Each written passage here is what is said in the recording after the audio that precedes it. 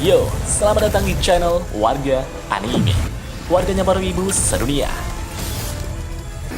Dan masih bersama Mr. Q di sini. Pada kesempatan kali ini, Mr. Q akan menceritakan alur cerita manga Solo Leveling chapter 47 sampai chapter 50. Di sini kita akan diperlihatkan Jinwo yang telah diincar Hunter Rank S Amerika, dan kita juga diperlihatkan Jinwo yang terjebak di dalam Red Gate. Dan langsung saja, tanpa basa-basi lagi, mari kita mulai.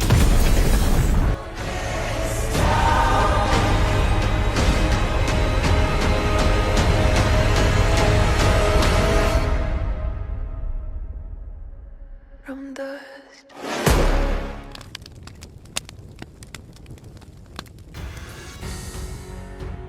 Di awal halaman kita diperlihatkan Jinwo yang telah menemui teman adik perempuannya yang mulai sering bolos sekolah karena ingin menjadi seorang hunter. Ya, dia adalah Han Song-yi. Karena dia adalah seorang hunter rank E, Jinwo pun memberitahu Han Song-yi bahwa pekerjaan hunter bukanlah pekerjaan yang menyenangkan. Namun karena Han Song-yi sangat keras kepala, Jinwo pun akan memperlihatkan secara langsung seberapa tidak bergunanya hunter rank E di dalam dungeon. Jinwo kemudian menghubungi manajer Ahn dari Serikat White Tiger agar dia diikutkan ke dalam raid yang akan dilakukan serikat mereka.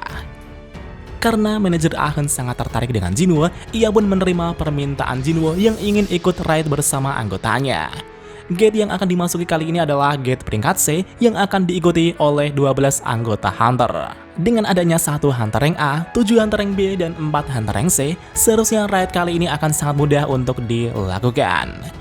Dengan demikian, manajer Serikat White Tiger pun hanya menyuruh Jinwo dan Han Song-yi untuk ikut numpang nonton saja dalam raid kali ini. Segera setelah itu, mereka pun langsung memasuki gate tersebut. Namun setelah mereka semua memasuki gate itu, tiba-tiba gate tersebut telah berubah menjadi gate merah. Dan tentunya, semua orang yang melihat itu pun langsung panik. Manajer Ahn pun langsung menghubungi ketua serikat.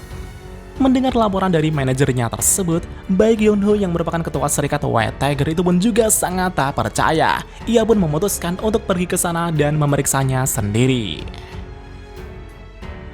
Scene kemudian berpindah di tempat Hwang Dong-soo yang telah tiba di Korea. Ia pun disambut oleh Inspektur Woo Jin-chul dari divisi pengawasan. Karena sebagai divisi pengawas, Woo Jin-chul memiliki tugas untuk menyambut dan mengawasi hunter rank S dari negara lain yang telah tiba di Korea. Woo Jin-chul kemudian bertanya kepada Hwang Dong-soo, berapa lama Anda berencana menetap di Korea? Hwang Dong-soo pun menjawab bahwa ia tak berencana untuk menetap terlalu lama. Aku hanya akan menyelesaikan beberapa masalah kecil di sini. Ya, Hwang Dong-soo adalah seorang hunter peringkat S dari Amerika yang kini berniat untuk membalaskan dendam saudaranya yang telah terbunuh. Tujuannya tak lain dan tak bukan adalah untuk mengincar Sung Jinwoo dan Yoo Jin-ho. Dan segera setelah itu, Hwang Dong-soo pun langsung pergi ke suatu tempat sambil diawasi Inspektur Woo Jin-chul. Dan tampaknya, Hwang Dong-soo kini telah mengetahui bahwa Hunter Rank E Sung Jinwoo kini sedang memasuki sebuah dungeon. Hwang Dong-soo pun berniat memasuki dungeon tersebut untuk membunuh Sung Jinwoo. Scene kemudian berpindah di suatu tempat di mana Jinwoo dan para hunter Serikat White Tiger berada. Itu adalah tempat bersalju yang tak terlihat seperti sebuah dungeon, dan parahnya lagi adalah gate untuk kembali kali ini telah menghilang. Dan tiba-tiba muncullah serangan panah es yang langsung menargetkan 2 orang terlemah, dan tentunya salah satu anak panah itu pun menargetkan Han Song-yi. Tapi Jinwoo dengan sigap langsung menangkap panah es tersebut sebelum mengenai Han Song-yi. Sedangkan panah satunya kini telah mengenai wajah seorang hunter di sana. Dan ternyata monster yang menyerang itu adalah monster Elf S yang bersembunyi di atas pohon di suatu tempat. Setelah melepaskan serangan mengejutkan tersebut, monster itu pun langsung kabur. Sedangkan di luar gate, Baek Yeon-ho yang merupakan ketua Serikat White Tiger kini telah tiba untuk memastikan gate saat ini. Tapi karena ini adalah Red Gate, ia pun tak bisa memasuki gate tersebut. Baek Yeon-ho pun merasa bahwa gate ini sepertinya adalah gate rank B atau bahkan gate rank A. Jika ini adalah gate rank B, setidaknya dibutuhkan 3 hunter rank A untuk mengatasinya. Tapi jika ini adalah gate rank A, setidaknya dibutuhkan 1 hunter rank S atau 10 hunter rank A untuk mengatasinya. Namun karena hunter yang ada di dalamnya saat ini hanya ada 1 hunter rank A dan sisanya adalah hunter rank B ke bawah, mereka sudah dapat dipastikan akan mati. Di satu sisi, manajer Ahn saat itu menyampaikan bahwa masih ada seorang hunter yang ia incar belakangan ini telah bergabung dalam penyerangan Red Gate kali ini. Itu adalah Hunter Sung Jinwoo, Hunter Rank A. Tapi karena dia hanyalah seorang Hunter Rank A, Baek Yoon Ho pun sama sekali tak tertarik. Ia saat ini hanya bisa berharap dengan Hunter Kim Chul yang merupakan Hunter Rank A. Dengan adanya Kim Chul sebagai Captain Right, dia mungkin dapat memimpin para Hunter Rank B dengan baik untuk menyelesaikan dungeon ini. Sesaat kemudian, tiba-tiba datanglah Hwang Dong-soo, Hunter Rank S dari Serikat Scavenger. Hwang Dong-soo kemudian menyapa Baek Yoon Ho. Lama tak berjumpa Baek Yoon Ho, dan tentunya Baek Yoon Ho dan semua orang yang melihat kedatangan Hwang Dong-soo itu pun sangat terkejut. Baek Yoon Ho kemudian bertanya, "Kenapa kau ada di sini, Hwang Dong-soo?" Baek Yoon Ho yang tak menyangka itu pun bertanya-tanya dalam hatinya, kenapa Hwang Dong-soo yang seharusnya berada di Amerika kini berada di Korea dan tiba di area Serikat White Tiger. Hwang Dong-soo kemudian menjawab bahwa ia ingin menemui Hunter Rank A, yaitu Hunter Sung Jinwoo.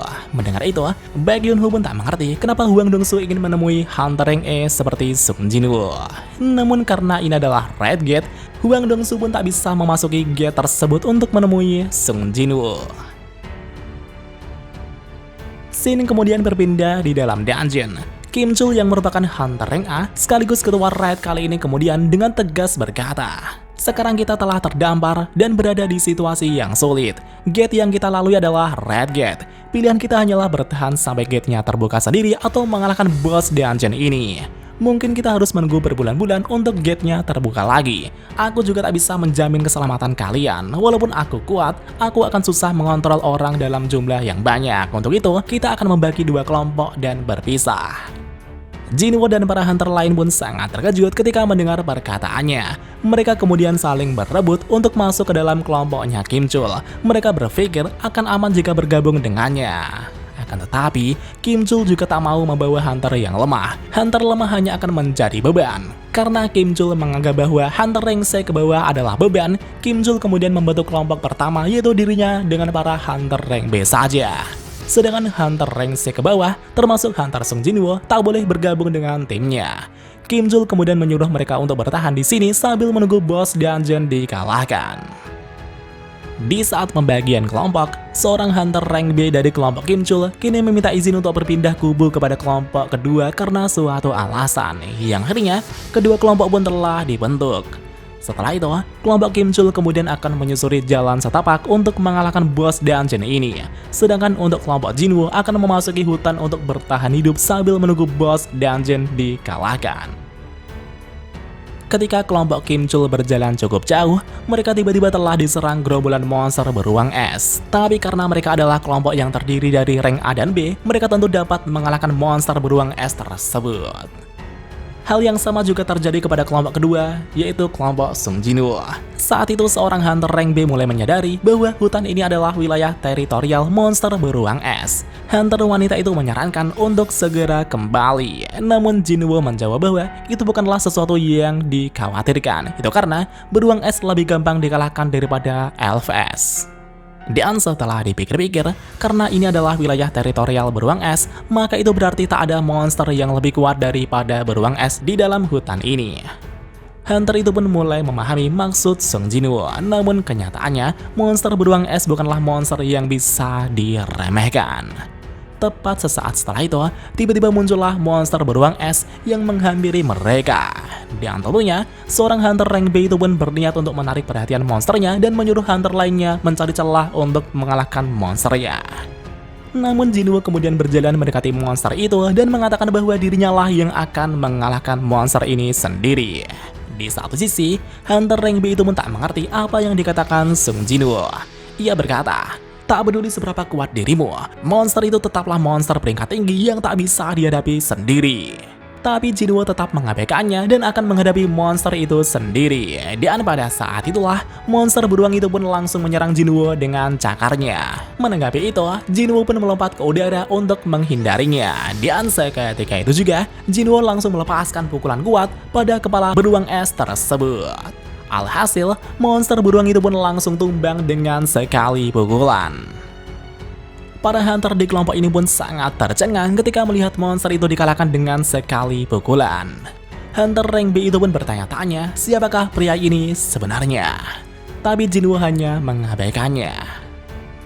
Dan singkat cerita, malam pun telah tiba. Mereka kemudian memakan daging monster beruang es tersebut untuk mengisi perut mereka. Sambil menikmati makanan, mereka pun berbincang-bincang. Pada halaman ini, kita diperlihatkan nama-nama hunter pada kelompok ini. Selain Hunter Sung Jinwoo dan Han Song Yi yang merupakan peringkat E, ada juga Park Hae Jin, hunter peringkat B tipe mage, Go Myung Hwan peringkat C, dan Yeon Ki Jung peringkat C.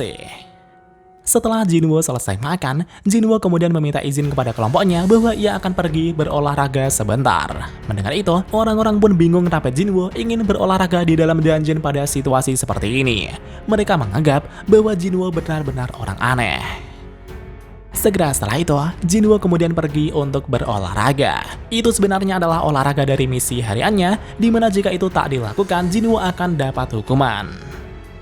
Setelah Jinwoo menyelesaikan misi hariannya, ia kemudian sekalian pergi berburu ke sarang monster beruang es. Dan pada saat itulah, terdapat gerombolan monster beruang es yang muncul dari sebuah gua. Jinwoo kemudian melepaskan Igris dan semua pasukan bayangannya yang ia miliki untuk menghabisi gerombolan monster beruang es tersebut. Dan apakah yang akan terjadi selanjutnya? Mari kita lanjut di chapter selanjutnya.